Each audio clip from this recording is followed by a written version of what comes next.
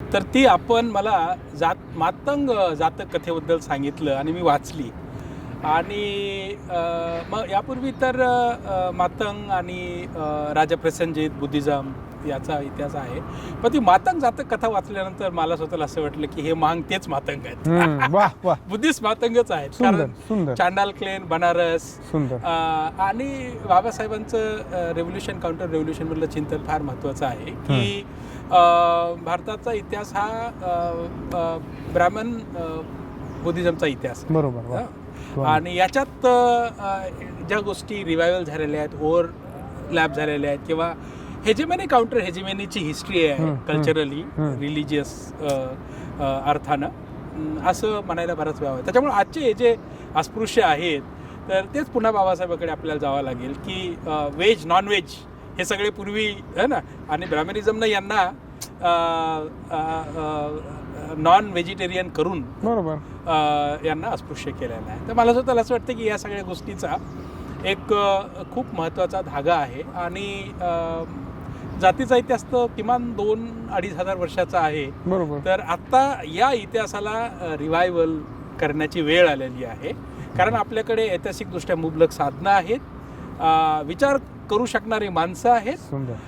फक्त या विचाराला जोडणारी मुवमेंट उभी करायची गरज आहे. पण मला ना सूरज भाऊ, तुम्हाला एक गोष्ट विचारावीशी वाटते की ही मुवमेंट उभी राहते, पण आता मध्ये मध्ये काय होतंय, खास करून आता सब क्लासिफिकेशनचा मुद्दा महाराष्ट्रात आणि देशात सगळीकडेच आहे. तर आपण म्हणाला तसं ही युनिटी फ्रॅगमेंट ट्रॅडिशनल कास्ट इन्स्टिट्यूशनमध्ये होती. तर त्याचं कारण कळत होतं की कल्चरली, रिच्युअलिस्टिकली फ्रॅगमेंटेशन आहे. पण लिबरल, निओ लिबरल टाईममध्ये बरोबर डेमोक्रॅटिक इन्स्टिट्यूशनच्या रेझिममध्ये हे फ्रॅगमेंटेशन वेगवेगळ्या पद्धतीनं चॅनलाइज होतं की काय असं वाटतंय. म्हणजे सब क्लासिफिकेशनच्या मुद्द्यावरती आता महाराष्ट्रात खास करून खूप चर्चा सुरू आहे, किंवा खास करून पॉलिटिकल रिप्रेझेंटेशनच्या वेळेस ही चर्चा येते, आम्हाला काही मिळालं नाही, यांना फार जास्त मिळालं. तीच गोष्ट सब क्लासिफिकेशनच्या वेळेस येते. आता त्याचा स्टॅटिस्टिक्स, एम्पेरिकल याच्यात नको जायला आपण, पण मला स्वतःला असं वाटतं की या फ्रॅगमेंटेशनचा कसा विचार करता येईल. मला वाटतं त्याला आपल्याला दोन स्वभावात पाहावं लागेल. पहिला स्वभाव आहे काय की त्याला ब्युरोक्रॅटिक क्लासिफिकेशन आहे, म्हणजे पब्लिक क्लासिफिकेशन. दुसरा आहे तो कल्चरल क्लासिफिकेशनचा मुद्दा आहे.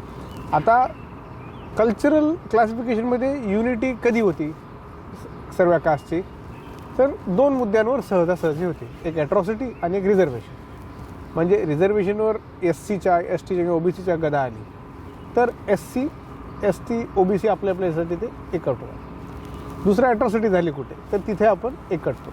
आता पब्लिक याच्यामध्ये काय होतं की रिझर्वेशनचाच मुद्दा मग तो सब क्लासिफिकेशनचा कॉन्टेस्टेशनवाला होतो. मग तिथं पब्लिक स्पेसमध्ये रिप्रेझेंटेशन आहे का या फलाण्या जातीचं त्या त्या जातीचं, तिथं आहे ना, हा महार आहे, हा मांग आहे. म्हणजे मी गव्हर्नमेंट ऑफिसमध्ये मी ते स्वतः काही अधिकारी, आणि तो डिस्कम्फर्ट कुठं आहे, तो कल्चरच्या तुमच्या वागणुकीतून आलेला आहे. म्हणजे जर तू चर्मकार आहेस तर तुझी ती वागणूक आहे की तू त्या मंदिरात गेलेलास, तुझं ते एक आहे.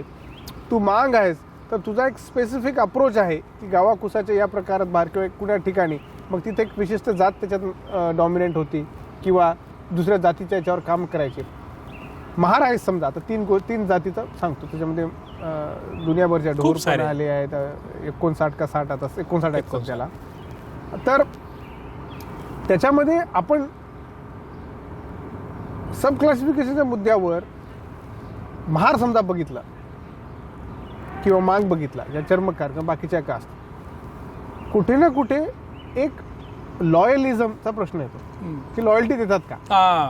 महत्वाचा मुद्दा की कशासाठी लॉयल्टी बाबा.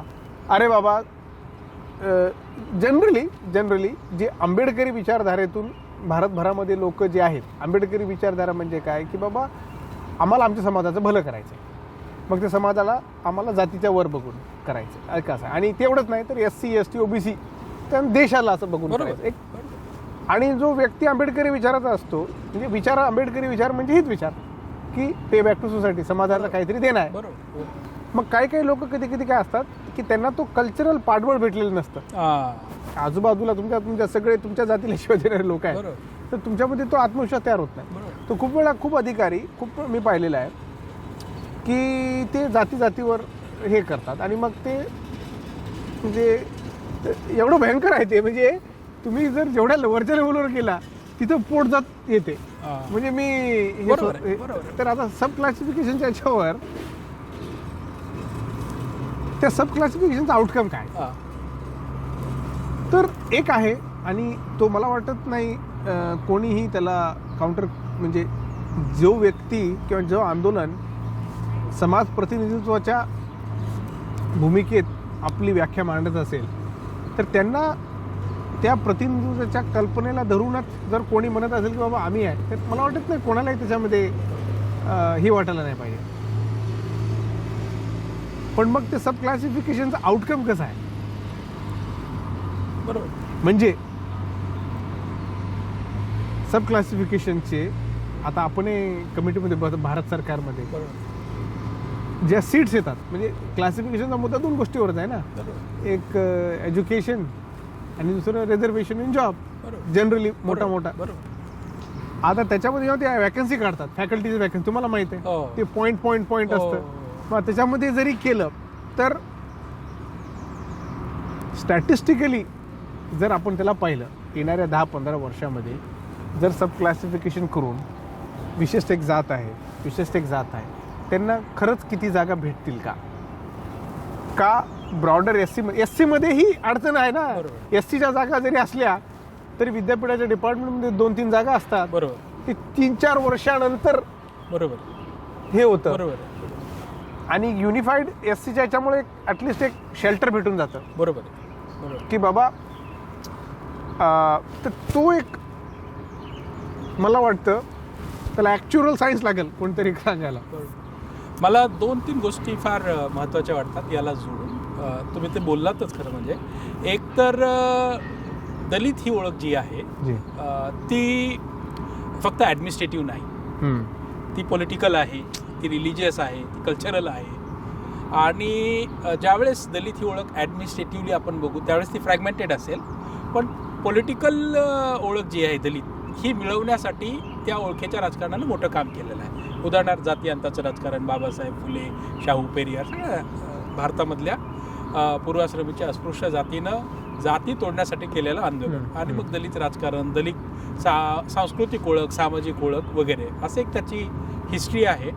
आता खास करून ॲडमिनिस्ट्रेटिव्ह रेकग्निशन जे आहे, हे ॲडमिनिस्ट्रेटिव्ह रेकग्निशन ज्यावेळेस आपण बघू त्यावेळेस हा रिप्रेझेंटेशनचा मुद्दा येतो. आणि हे ॲडमिनिस्ट्रेटिव्ह रेकग्निशन आणि रिप्रेझेंटेशन हे आपल्याला सोशल डोमेनमध्ये मला स्वतःला असं वाटतं की रेकग्निशन आणि रिडिस्ट्रीब्युशनचाही मुद्दा आहे, बरोबर. तर जर काही जाती भारतात सगळीकडे विकास काही समांतर झालेला नाही, बरोबर. पारंपरिक जातीय ओळखेचं जे अंतर्गत राजकारण, समाजकारण, सांस्कृतिक अभिसरण हे काही वेळेस काम करतं लग्न, सांस्कृतिक जीवनामध्ये किंवा दैनंदिन जीवनामध्ये. मला स्वतःला असं वाटतं की आता वर्गीकरणाच्या प्रश्नावरती महाराष्ट्रात मार, चर्मकार किंवा इतर अस्पृश्य जाती असतील पूर्वाश्रमीच्या, किंवा तेलंगणा, आंध्र प्रदेशमध्ये माले मादिगा असेल, कर्नाटक असेल, तामिळनाडूचा मुद्दा असेल, तर ही जी काही पारंपरिक सांस्कृतिक असहमती होती त्याच्यात तर या सगळ्या अस्पृश्य जाती बळीच पडलेल्या आहेत. ते काही म्हणजे कोणी जातीनं महांग आहे, महार आहे, चांभार आहे, तर ही काही त्याने मिळवलेली ओळख नाही, ती त्या व्यवस्थेनं त्याला दिलेली ओळख, बरोबर, पारंपरिक ओळख. तर हा मुद्दा तर लक्षातच येतोय. परंतु डेमोक्रॅटिक इन्स्टिट्यूशनमध्ये, लोकशाही संस्थेमध्ये ही ओळख जी आहे ही ओळख तुम्ही कष्टानं मिळवलेली आहे. तर काही लोक कलेक्टर बनतात, काही लोक प्राध्यापक बनतात, तुम्ही UPenचे प्रोफेसर आहात आत्ता, तर ही तुम्ही मिळवलेली ओळख आहे. तुम्हाला या इन्स्टिट्यूशननं ओळख दिली कारण ती तुम्ही मिळवली आहे. तर ही ओळख मिळवण्याच्या प्रक्रियेमध्ये काही लोकांना जर संसाधनाच्या पातळीवरती काही लोकांना पुरेसं मिळालं नाही, त्याची एक हिस्ट्री आहे. ज्यांना मिळालं आहे ते बाबासाहेबांच्या आंदोलनात जोडून होते. उदाहरणार्थ महाराष्ट्रातले महार, बरोबर. त्याच वेळेस मागांना मिळालं नाही कारण त्यांनी शिक्षणापासून फारकत घेतली होती. बाबासाहेब उशिरा कळले असं म्हणू त्यांना, असं म्हणता येईल आपल्याला. म्हणजे ज्यांना मिळालंय त्याची एक हिस्टॉरिसिटी आहे, बरोबर. ज्यांना मिळालं नाही त्याची हिस्टॉरिसिटी आहे. पण किंवा चर्मकारांना मांगा किंवा महारांपेक्षा जास्त मिळालंय म्हणजे ते काही आंबेडकरी आंदोलनात होतेच महाराष्ट्रात, असंही नाही. असं एक आपल्याला म्हणता येईल. पण माझा मुद्दा हा आहे की डेमोक्रॅटिक इन्स्टिट्यूशनमध्ये ज्यांना मिळालं नाही त्यांना मागण्याचा डेमोक्रेसी राईट देते आणि ते मागतायत, त्याच्यासाठी प्रोव्हिजन होत आहेत. तर हा जो मुद्दा आहे आता एकूणच सगळ्यात महत्त्वाचं काय आहे, रिझर्वेशन हे काही रेव्होल्युशन नाही आणणार समाजामध्ये. म्हणतात असंच की आता ज्यावेळेस आपण मिळालेल्या जातींमध्ये किती बदल झालेला आहे. एक 5% नोकऱ्या आहेत, उर्वरित लेबरिंग क्लास आहे, मोलमजुरी करणारे लोक आहेत. म्हणजे झोपडपट्ट्यांमधली जी महारांची परिस्थिती आहे तीच मांगांची परिस्थिती आहे. फक्त शिकलेले मांग वेगळे, शिकलेले महार वेगळे, शिकलेले चांगले.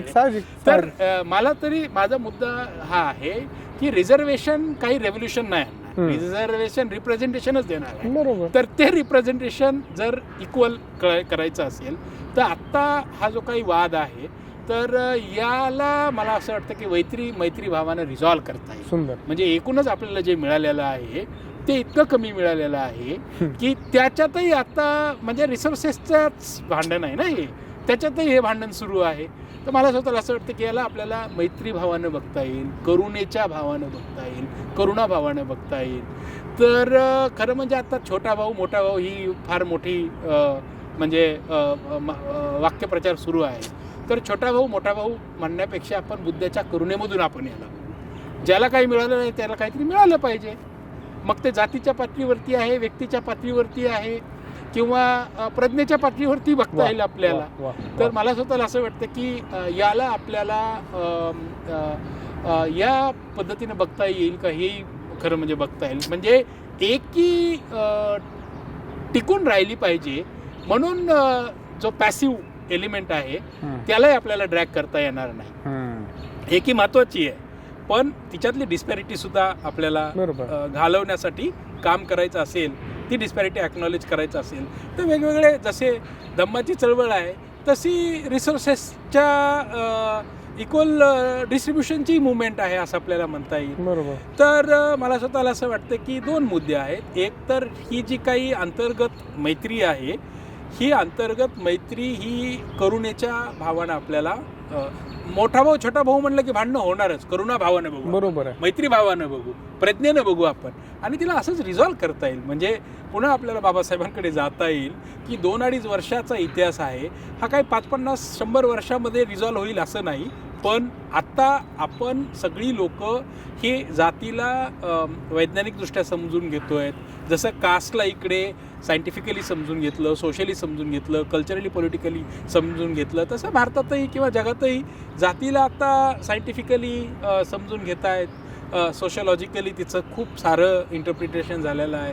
म्हणून आपल्याला ही जी काही इंटरनल टसल आहे, रिफ्ट जी आहे, ही इंटरनल रिफ्ट ही नॉर्मेटिव्ह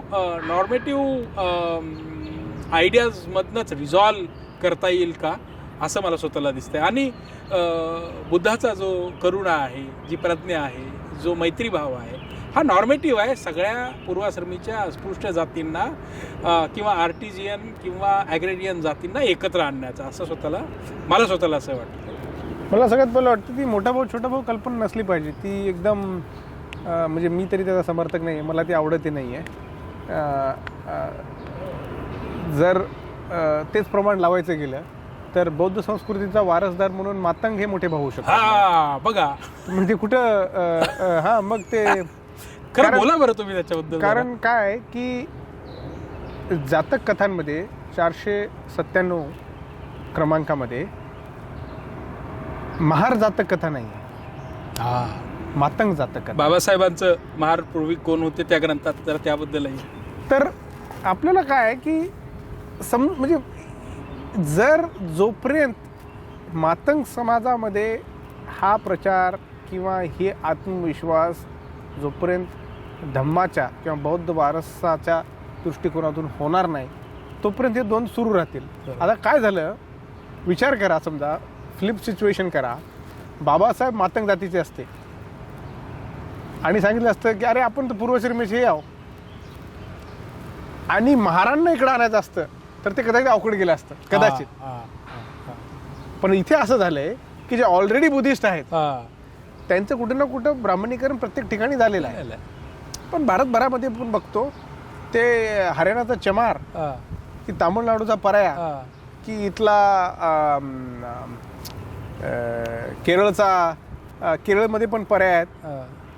तर हे ज्या जनरली ज्यांना एक कल्चरल त्यांची मेमरी जिवंत राहिलेली आहे तर त्यांनी कुठे ना कुठे त्यांना मार्ग भेटला किती लढत आलेले आहे. MC राजा पण होते, मोठे नेते होते. बाबासाहेबांचा आधी त्यांनी खूप विरोध केला. गांधीचे ते चांगले भक्त होते. नंतर त्यांना ते कळालं त्या पुना पॅक्ट त्यांनी सोडून दिलं. मग बाबासाहेबांचे ते हे झाले. आता मातंग जातक कथामध्ये जो राजा आहे मातंग तो बोधिसत्व आहे. क्या बात आहे. हा आधुनिक काळामध्ये आपला बोधिसत्व कोण आहे किती सुंदर. तर आपल्याला ते कनेक्शन लावावं लागेल. बरोबर. आणि बाबासाहेबांनी तो मार्ग सुरळीत केलाय. आणि आता काय या विचारांचं सांस्कृतिकरण जोपर्यंत आपल्यात होत नाही. आता हा जो मी रिझर्वेशनच्या याच्यावर मी लिहिलेला आहे एलिट लोकांवर लिहिलेला आहे त्याच्यामुळं दलितांची एलिट माझ्यावरच खापर फोडायला ते दिल्ली आणि इकडे त्या सर्कलमध्ये ते खूप अप्रचार झाला. चांगला आहे. म्हणजे मी तोच मुद्दा म्हटला होता की बाबा याच्यामध्ये वर्ग एक तयार झालेला आहे आणि वर्गाची जर भूमिका आपण घेतली नाही. आता वर्गीकरण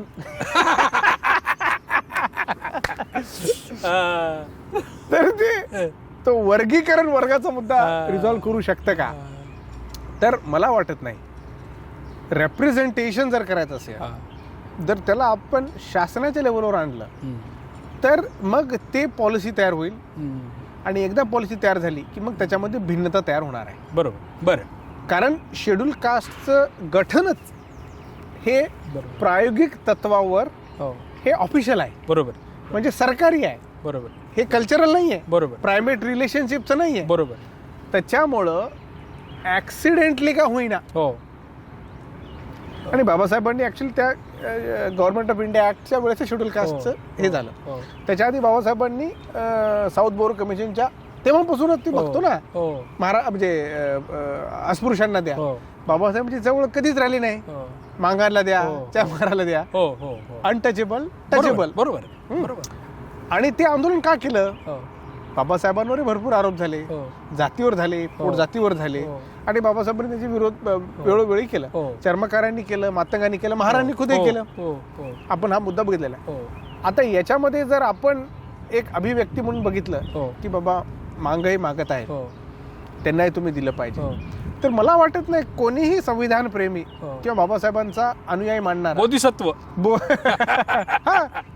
संकल्पना महत्वाची बोधिसत्वाच्या आवडते ती संकल्पना. अरे म्हणजे एवढ्यामध्ये करुणेचा महासागर.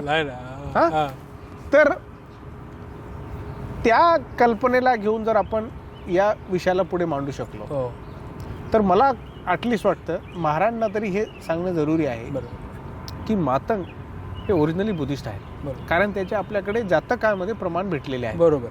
तेच नाही तर चंडाल जे जात आहे ते चंडालचा ऑफशूट आहे.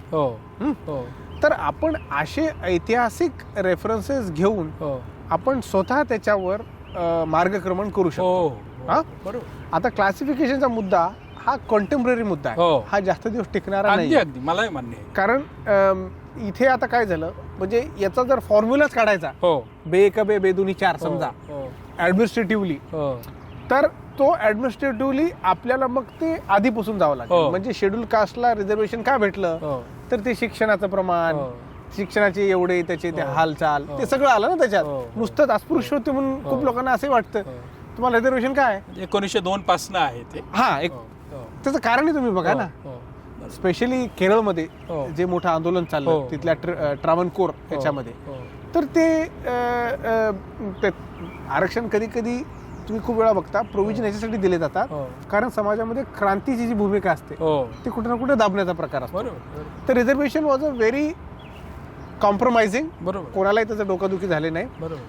आता मुद्दा असा आहे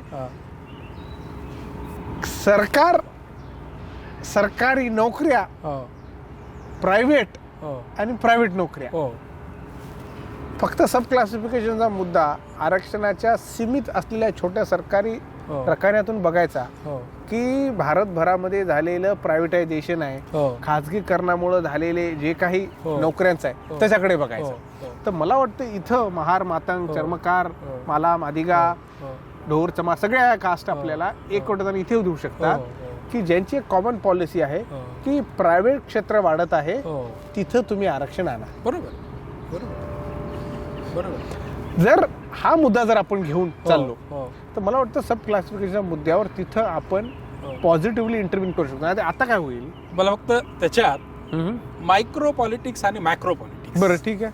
तर मला स्वतःला असं वाटतं की म्हणजे मी तरी आरक्षणाच्या सब क्लासिफिकेशनचं समर्थन याच्यासाठी आहे की किमान रिप्रेझेंटेशनच्या पातळीवरची इक्वॅलिटी यायची असेल, जी हिस्टॉरिकल रिझनमुळे नव्हती, तर त्याच्यासाठी काही विशेष तरतुदीची आवश्यकता आहे. सब क्लासिफिकेशन ही त्याची तरतूद आहे. पण हे जर फ्रॅगमेंट करणार असेल दलित जातींना, हां, तर त्याला आपल्याला कसं बघता येईल हा मात्र माझ्यासाठी चिंतनाचा मुद्दा आहे. माझ्यासाठी याच्यासाठी आणखी चर्चा व्हायची आवश्यकता आहे असं मला स्वतःला वाटते. ती काही क्लॅरिटी नाही, पण मी तिला रिझॉल्व्ह कसं करतो, तर मी तिला रिझॉल्व्ह बोधिसत्वाकडे जातो की यांना काही मिळालं नाही कारण तुम्ही पोतराज होतात. मी आता सहज सगळ्या त्या खालच्या वाचतो, लोकल कमेंट्स लिहितात ना, तर त्याच्यावरती जातीय म्हणजे ज्या जातीय ओळखी आणि इन्फिरियरिटीज सोडलेल्या आहेत, तर आपण परत तिकडे आलोत का काय असं वाटतंय खरं म्हणजे. लहान लहान मुलांचे फोटो टाकतात, पोतराज नाचताना टाकतात. खरं म्हणजे आता शिक्षणाची ही जी गोष्ट आहे सुरेश भाऊ, आता आपण बघतोय आपण युनिव्हर्सिटी सेटअपमध्ये, तर एज्युकेशन ही एक हिस्टॉरिकल रिझनमुळे येते, पण सोशल कॅपिटल नावाची गोष्ट आहे, सोशल नेटवर्क नावाची गोष्ट आहे, कल्चरल कॅपिटल नावाची गोष्ट आहे. आणि शेड्यूल कास्टमधल्या काही जातींमध्ये ह्या गोष्टी रिलेटिव्हली काही जातींमध्ये आहेत, काही जातींमध्ये नाहीत. आपण युनिव्हर्सिटीजमध्ये बघतोयच ना हे सगळीकडे. तर याला कसं रिझॉल्व्ह करता येईल, तर ही कुठंतरी सुरुवात करावी लागेल. तर ही सुरुवात फक्त स्टेटची कॉन्स्पिरसी आहे असं म्हणून चालणार नाही. मला स्वतःला असं बरोबर आहे की ही लोकांची डिमांड आहे आणि स्टेट तिला रजिस्टर करतंय. आता स्टेटचं स्वतःचं एक पॉलिटिक्स असू शकतं. प्रत्येक पॉलिटिकल पार्टी कोणाला ना काहीतरी देतात, तर त्यांचं स्वतःचं राजकारण असू शकतं आणि ते बरं वाईट राजकारण याच्याबद्दल आपण बोलण्याच्या ऐवजी स्टेट जर हे करू इच्छित आहे, रजिस्टर करतंय, तर याच्यातली गोष्ट अशी मला स्वतःला असं वाटते की ही जी काही इंटरनल डिस्पॅरिटी आहे, ती इंटरनल डिस्पॅरिटी जाऊन एक पॅन दलित आयडेंटिटी सब क्लासिफिकेशन रिझॉल्व कसा करेल ते? कारण बरोबर येतील. आता युनिव्हर्सिटीजमध्ये ज्यावेळेस आपण बघतोय, तर इन्स्टिट्यूशनल आयडेंटिटी ज्या आहेत, SC ST एम्प्लॉईज, तर तिथं तुम्ही सबकास्ट बघत नाहीत. बरोबर. किंवा युनिव्हर्सिटी टीचर्स असतील किंवा स्टुडंट्स असतील, त्यांच्यात एक पॅन ओळख आहे, तिथे आपण बघत नाही आहोत आपण कास्ट आयडेंटिटी. पण ज्यावेळेस JNUचा किंवा DUचा किंवा मुंबई विद्यापीठातला विद्यार्थी गावात जातो, नांदेडमध्ये, बीडमध्ये जातो, त्यावेळेस तो त्याच्या कास्ट गेटवरचाच पार्ट असतो. बरोबर आहे. पण इन्स्टिट्यूशनमध्ये, डेमोक्रॅटिक इन्स्टिट्यूशनमध्ये या ज्या ओळखी आहेत, SC ST OBC, या ॲडमिनिस्ट्रेटिव्ह ओळखी नाही आहेत फक्त, तर या सोशल कल्चरल आयडेंटिटीज आहेत डेमोक्रॅटिक इन्स्टिट्यूशन्समध्ये. आणि या आयडेंटिटीज तयार झालेल्या आहेत कारण त्यांचं पार्टिसिपेशन आहे एका प्रोसेसमुळे. शिक्षण घेतलं, नोकरी घेतली, तर हे जे पार्टिसिपेशन आहे हे वाढवायचं असेल तर त्याच्यासाठी काहीतरी सुरुवात. म्हणजे हे का होत नाहीये? हे का होत नाही, तर बरेचदा लोक आता म्हणजे चिंतक सांगतायत की शिक्षण वाढवा, शिक्षणासाठी काही विशेष तरतुदी द्या, सब क्लासिफिकेशन. आणि त्यांचं म्हणणं बरोबर आहे की सब क्लासिफिकेशन कराल तर एकतर मग ते कॉन्स्टिट्युशनल लिगल डिबेटकडे जातात. पण मला स्वतःला असं वाटतं की सुप्रीम कोर्टानं त्याच्यावरती भाष्य केलं असल्यामुळे वेगळं काही बोलण्यापेक्षा मी तरी असं म्हणतो की त्याच्यावरती त्यांनी भाष्य करून त्याला रिझॉल्व्ह केलं लिगली. ज्यावेळेस ते 9 बेंचकडे जाईल त्यावेळेस 9 बेंच त्याला कसं ठरवायचं तर ठरवेल, जाईलच कदाचित ते कोर्टामध्ये. माझा हा मुद्दा आहे की एज्युकेशनल मोबिलिटी, इकॉनॉमिक अपलिफ्टमेंट हे प्रोसिजरल जस्टिसचे मुद्दे आहेत. याला फक्त असं महत्त्वाचं आहे असंही बघता येईल. परंतु जर सब क्लासिफिकेशनमधून जर इंटरनल डिस्पॅरिटी जाणार असेल आणि पॅन दलित आयडेंटिटी किंवा पॅन जी काही आपली हिस्टॉरिकल आयडेंटिटी होती तिच्यावरती क्लेम करायला तुम्हाला जर तुमचं पार्टिसिपेशन इक्वल राहून तुम्ही जर उभे राहणार असाल लिबरल डेमोक्रॅटिक इन्स्टिट्यूशनमध्ये, तर तिला आपल्याला पॉझिटिव्हली बघता येईल असं माझं ओपिनियन, पण तुमचं क्रिटिक असू शकतं. नाही म्हणजे माझं हे आहे की मला आणखी ते उत्तर भेटत नाही आहे की सब क्लासिफिकेशन याच्यासाठी का, की बाबा एक फलानी जात समजा मातंग जात हे प्रशासन आपण मांगच म्हणू, मातंग म्हणलं की बुद्धाकडे जातं. मग मला बुद्धाकडेच न्यायचंय. ओरिजिनल ओळख ब्राह्मणवादी समाजाने ती घेतलेली आहे. आपण सगळेच मातंग आहोत. Yes yes, very good very good very good, तर व्हेरी गुड. आणि असंच हे भांडण मिटेल. पण तुम्ही बोला. नाही म्हणजे मी तरी काय, मी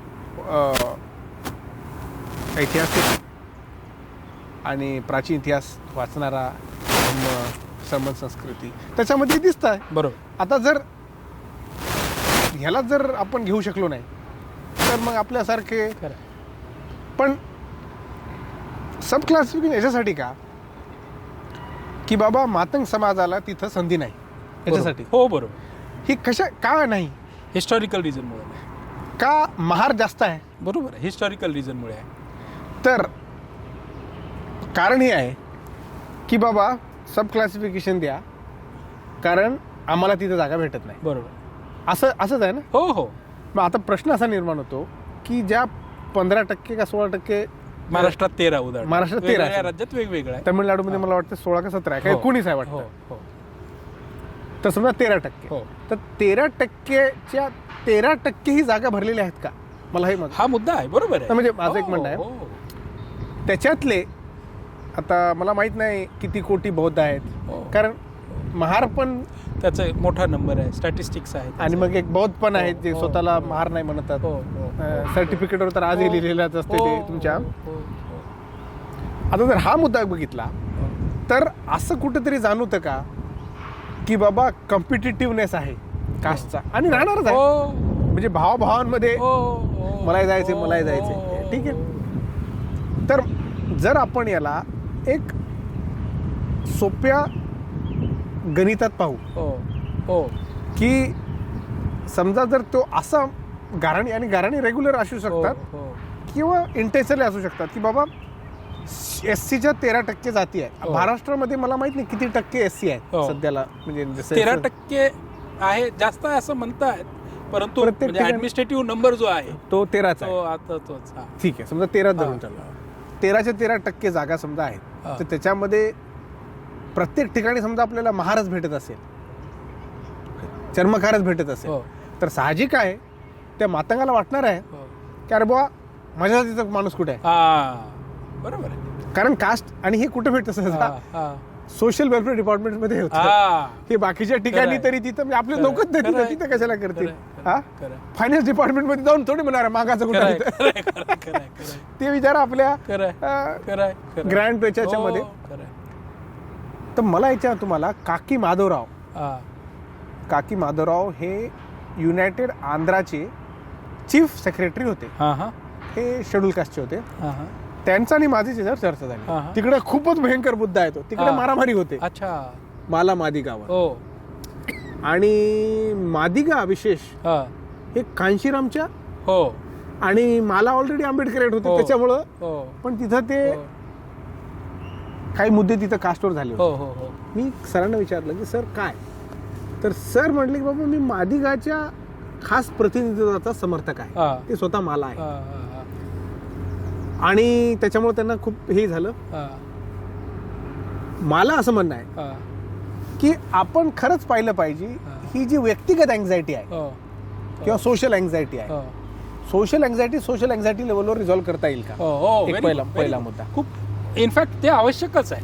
आणि म्हणजे की बाबा आणि मातंग समाजाचा माणूस म्हणला पाहिजे की बाबा मला इथं याच जातीचा माणूस भेटतो. तुम्ही म्हणा ना. आणि ज्या व्यक्तीच्या ज्या जातीच्या त्या व्यक्ती तो म्हणतोय ते त्या व्यक्तीमध्ये समजा ती खरी ॲक्युजेशन असेल तर त्यांनी नम्रता असली पाहिजे की नाही बरोबर आहे, आपण याला रिझॉल्व्ह कसं करू. खूप छान की तू आता दिसतोय मी काय करू शकतो.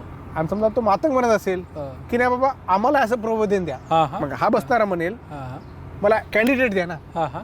आता काय झालं, स्कॉलरशिप जेव्हा देतात ना, मला नंतर कळालं स्कॉलरशिप मध्ये ते देत होते महाराष्ट्राच्या स्कॉलरशिप मध्ये काही अधिकारी आपले मित्र आहेत. तर मी त्यांना म्हटलं अरे हे जागा एवढ्या आहेत, एवढे एवढे कॅन्डिडेट आले. तर ते म्हटले सगळं बरोबर आहे पण याच्यात आम्हाला मातंग नाही. ते किती मूलभूत म्हणजे किती मोठी गोष्ट आहे. तर ऍटलिस्ट सोशल वेलफेअर ऑफिसच्या स्कॉलरशिपच्या डिस्ट्रीब्युशनच्या याच्यामध्ये मला तेव्हा तिथल्या अधिकाऱ्यांनी मला सांगितलं की नाही बाबा याच्यात आम्हाला सगळ्या कास्टच्या बघावं लागतं. Very good. त्यांनी मला म्हटलंय. तेव्हा मला लक्षात आलं, म्हणजे तब अवगत हो गया की अरे भाई याच्यामध्ये पण एवढे जास्त आहे. याचा अर्थ छोटे खानी माझा जो एथनोग्राफिक फील्डवर्क मध्ये मला तरी एवढं कळालं. आणि तो सांगणारी व्यक्ती IAS होती, म्हणजे पॉवर साईन करणारी. तर त्यांनी तरी ऍटलिस्ट म्हटलं की नाही बाबा आम्हाला याचं प्रतिनिधित्व बघावं लागेल. तर हे समजून चालू की ते आपल्या लेवलवर प्रयत्न करतायत. कारण करतायत, यापूर्वी झालेले आहेत. मला कित्येक लोक माहित आहेत ज्यांनी हा जाणीवपूर्वक विचार केलेला आहे. नाही बिलकुल. याचं कारण काय असेल की हे व्यक्ती कदाचित मोठ्या मनाचे असतील पण प्रेशर ग्रुप आहे ना. असेल, असंही असेल. पण काही प्रज्ञावंतही लोक आहेत. म्हणजे दोन्हीच आहे म्हणून. पण तुम्ही पुण्याच्या समाज कल्याण ऑफिसमध्ये गेलात, छोट्या छोट्या लॉबीज आपल्याला भेटतात आणि ते प्रेशर ग्रुप आणि चांगलं आहे म्हणून दे हॅव टू. आणि मला ना सूरज भाऊ, फक्त मला एक गोष्ट लक्षात आली आहे की एकूण खास करून दलित राजकीय कार्यकर्त्यांचं तालुका आणि जिल्ह्यातला आपण वावर बघितला ना, बरोबर, तर ते वेगवेगळ्या पार्टीच्या नेत्याबरोबर जातात. प्रस्थापित पार्टीचे नेते फक्त निवडणुकीपुरते बरोबर घेतात. बरोबर. ते लग्नामध्ये सुद्धा या दलित कार्यकर्त्यांबरोबर बसत नाहीत, एखाद्या उच्च जातीय लग्नात नाही. ते आहेच ना. तर एकूण आपली अवस्था फार केविलवाणी आहे. बरोबर. एकूण व्यवस्थेमध्ये. आणि त्या केविलवाणी अवस्थेत परत जे काही मिळतंय त्याच्यात आपली भांडणं सुरू. बघा बरं. तर याला कसं रिझॉल्व्ह करावं हा तर आपल्यासाठी मूलभूत प्रश्न आहे. आणि याला रिझॉल्व्ह करण्यासाठी याच्याबद्दल न बोलावं हे सुद्धा नाही, चुकीचं आहे. तर मला काय वाटतं,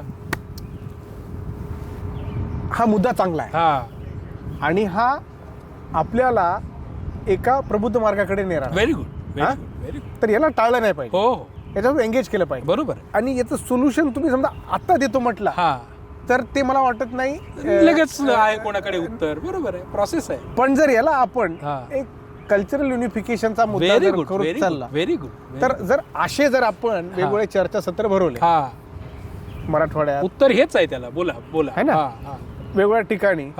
आणि हे आपले हितसंबंध किंवा हे जे काय आता त्याचं प्रतिनिधित्व नसणं आणि त्याने गाऱ्हाणी करणं, हा मला वाटतं आपण निगेट केला नाही पाहिजे. बरोबर आहे, ऐकलं पाहिजे. बाबा ठीक आहे, पण त्याला त्याच्यामध्ये जर जातीचा द्वंद्व आणला तर आपण रिझॉल्व्ह करणार नाही. खरं.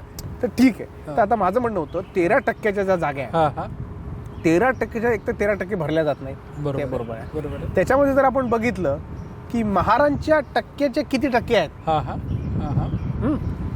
प्रत्येक जातीचा, तर मग ते खूप मायक्रो पॉलिटिक्स होऊन जाईल. म्हणजे मला बरोबर आहे. मला बरोबर आहे. म्हणजे मी तुमच्या बरोबर दोन गोष्टीवर मला मान्यच आहेत त्या.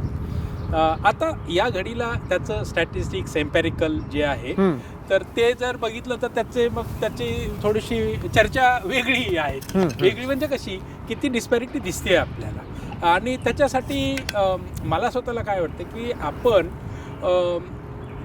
एक व्यापक जर विचार केला तर परत मला बुद्धाकडे जावं असं वाटतं. बोधिसत्व ही संकल्पना मला फार आवडते. सुंदर. म्हणजे ज्या लोकांना काही मिळालं नाही, ज्या लोकांकडे सगळं आहे, तो माणूस ही अवस्था आहे ना. बिहार जशी अवस्था आहे तशी बोधिसत्व ही सुद्धा अवस्था आहे. अरे क्या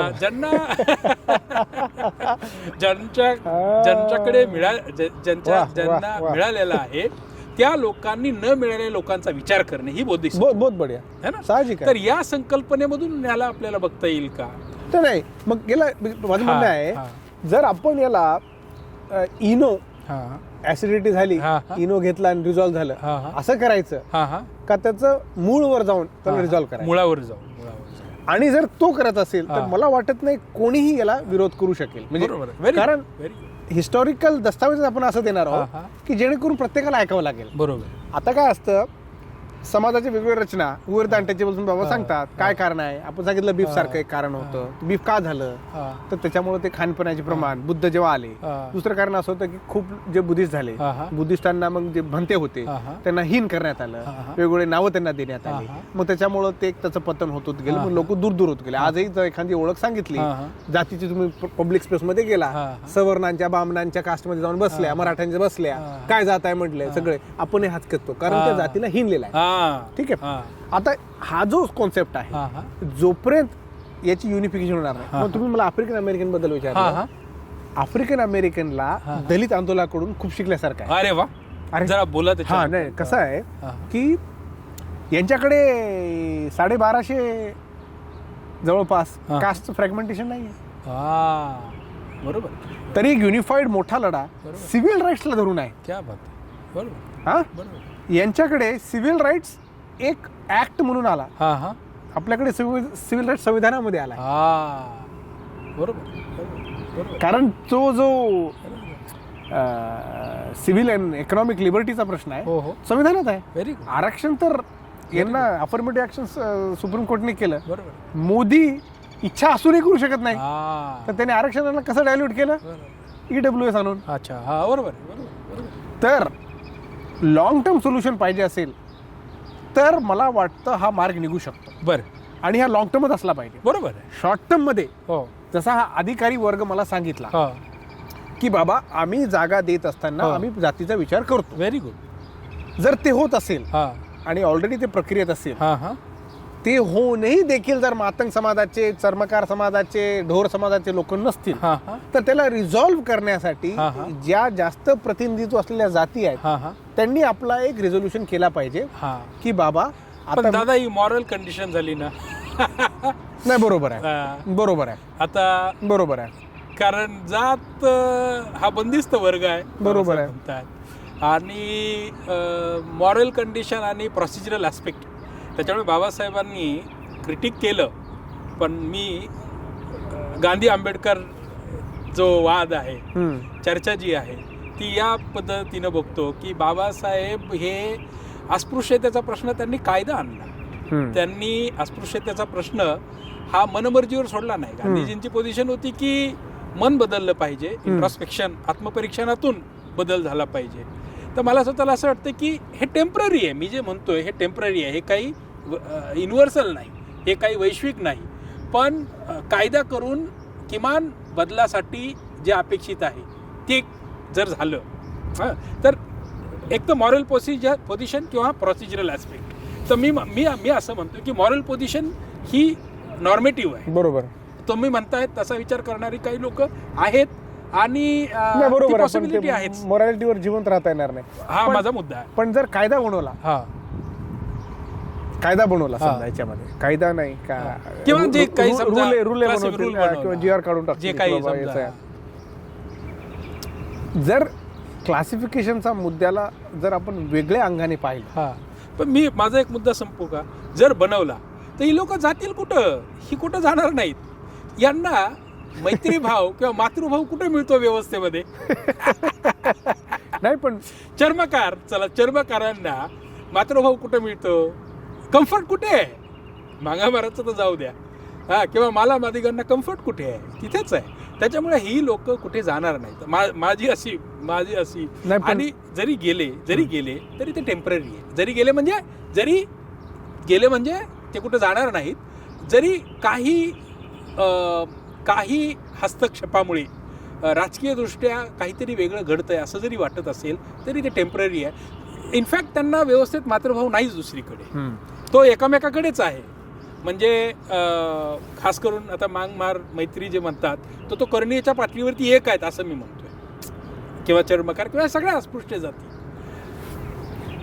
पण बोला तुमचा मुद्दा. नाही, मला काय वाटतं की एकदा प्रोसिजरली याला आपण सन्मान दिला, हा, या कल्पना हा. समजा, हा. आणि याच्यामध्ये आपण रेझोल्युशन काढलं, हे काढलं, शेड्यूल कास्ट काय झालं, जेव्हा शेड्यूल कास्ट तयार झाला, हा.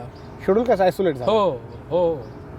पण ते आपण SC ST करतो कारण त्याचे पब्लिक तसंच होऊ शकतं याच्यात पण ही रिस्क आहे, तुम्ही म्हणताय ती रिस्क मी मान्य करतो. आणि पण याला रिस्क ॲव्हर्जनही करता येईल. म्हणजे आपल्याला थोडं क्वालिटी याला कंट्रोल करावं लागेल.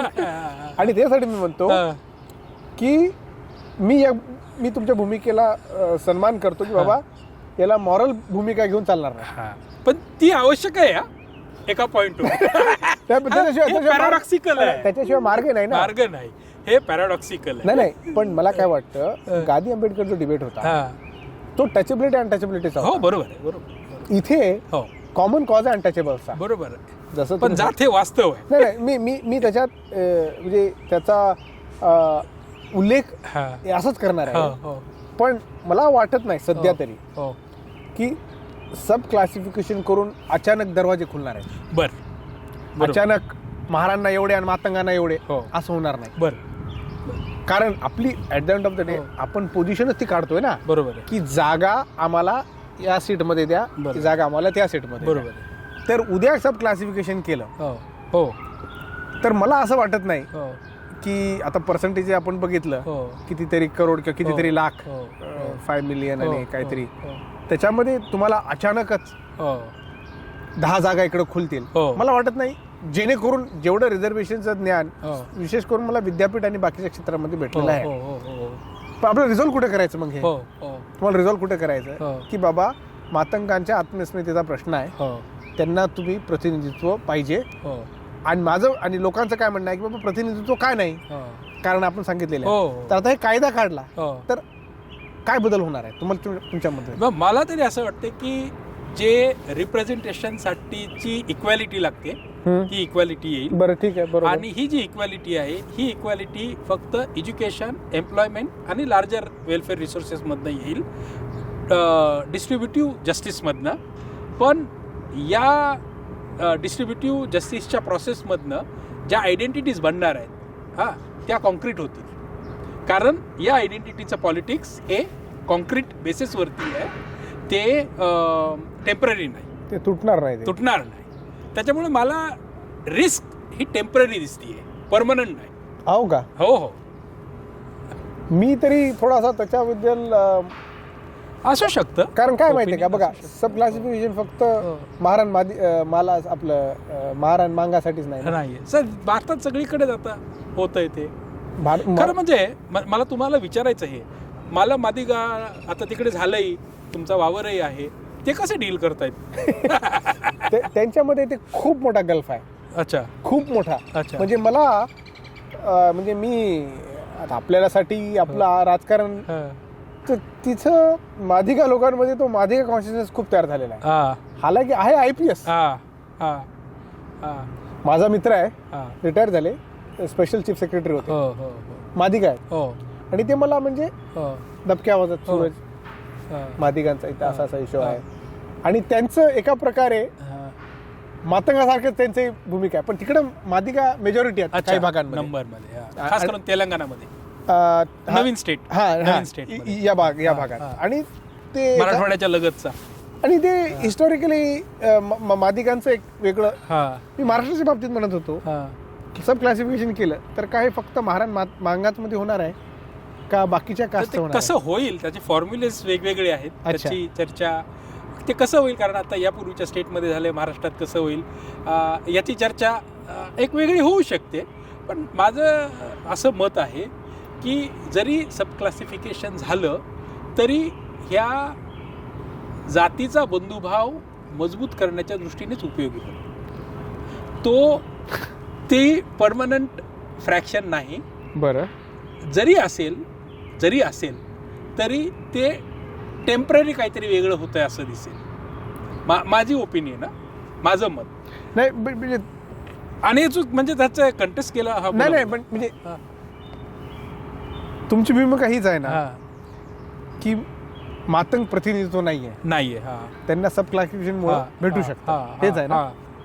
आता आपलं म्हणणं आहे आपण क्लासिफिकेशनच्या ऐवजी एक पायलट करू, समजा एक स्पेशल स्कीम आणू, 5 वर्ष त्याला रिव्ह्यू करू, आणि त्याच्यामध्ये समजा पॉझिटिव्ह आउटकम भेटला तर तसं झालं असतं तर चांगलं होतं. आता उदाहरणार्थ ते लहुजी साळवे कमिशनचे रेकमेंडेशन दिले होते 2009 नंतर, बरं ठीक आहे. तर काहीच झालं नाही. त्यांचं काय रेकमेंडेशन होते? खूप सारे जवळपास मोठे. 70-75 शिफारसी होत्या. बापरे. एज्युकेशनला काही झालं नाही, जमिनीला खूप साऱ्या शिफारसी होत्या. तर रेकमेंडेशन किंवा म्हणजे मला तरी ही गोष्ट कळली आहे की बघा, रिझर्वेशन असून सुद्धा लार्जर, तुम्ही जो म्हणालात ना की दलित मुवमेंट पुढे लार्जर इश्यूज आहेत. लँड रिप्रेझेंटेशन, इनइफिशियन्सी ऑफ रिझर्वेशन, ॲट्रॉसिटीज, हे लार्जर इश्यूज आहेत. आणि विदिन कम्युनिटी आपण सब क्लासिफिकेशनचा मुद्दा हा विदिन कम्युनिटीचा मुद्दा म्हणूनही बघायला पाहिजे, बरोबर. काही हरकत नाही बघायला. जसं जातींमधल्या पोटजाती, जर जाती तुटायच्या असतील तर पोटजाती तोडून लोकांनी विवाह केले कारण पारंपरिक जाती ओळखी नाकारल्या. तर ही मुवमेंट आहे ना. तर सब क्लासिफिकेशनला आपण एक रिझॉल्व करणारी मुवमेंट जरी म्हणून बघितलं विदिन समुदाय, तरी ते चालू शकेल. मला स्वतःला असं वाटतं की ना की ती रिफ्ट आहे. आणि ती कसं बघता येईल तर तुमचं म्हणजे आत्ता पूर्वाश्रमीच्या अस्पृश्य जातींचं जे काही पारंपरिक जातीय ओळखी ह्या अस्पृश्य होत्या त्या बुद्धिस्ट टाईममध्ये एक होत्या, आपण म्हणालात तसं मातंग जातक.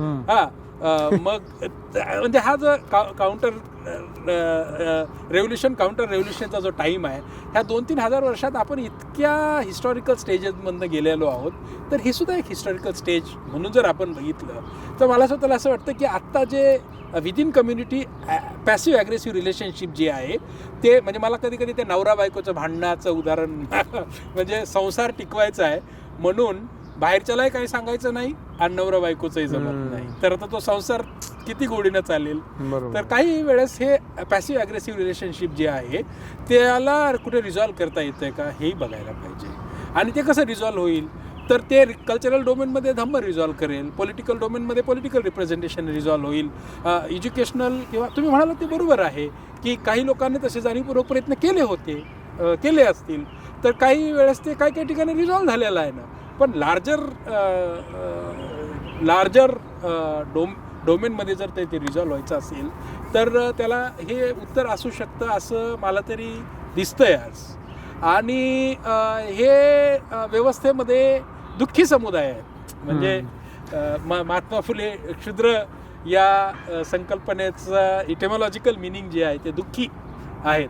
ते दुःखी समुदाय आहेत, हे कुठे जातील व्यवस्थेमध्ये? त्यांना दुसरीकडे कुठे बंधुभाव मिळत नाही ना. दुर्दैव आहे हे, म्हणजे काही दुर्दैव आहे.